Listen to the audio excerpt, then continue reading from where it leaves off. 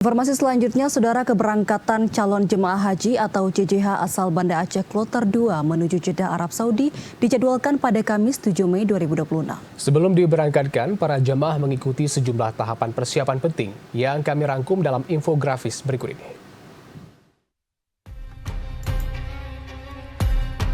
Kantor Wilayah Kementerian Haji dan Umroh Provinsi Aceh akan memberangkatkan calon jemaah haji atau JJH Kloter kedua menuju Bandara Jeddah pada 7 Mei 2026 pukul 3:10 waktu Indonesia Barat.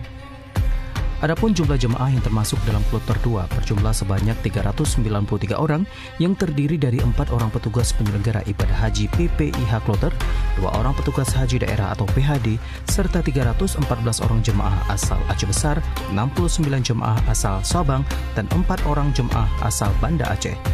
Sebelum keberangkatan, para jemaah diwajibkan untuk mengikuti sejumlah rangkaian persiapan yang dimulai dengan penyerahan koper dan surat penyerahan masuk asrama atau SPMA serta dilanjutkan dengan pemeriksaan kesehatan. Seluruh jemaah juga akan diberikan identitas berupa gelang, paspor, boarding pass, kartu Baitul Asyid dan nusuk serta akomodasi dan living cost atau biaya hidup dalam bentuk real. Selain itu, JJH akan mendapatkan pembekalan manasik yang terdiri dari bimbingan manasik, bimbingan dokumen, kesehatan dan keselamatan penerbangan, serta pembinaan karu dan karom.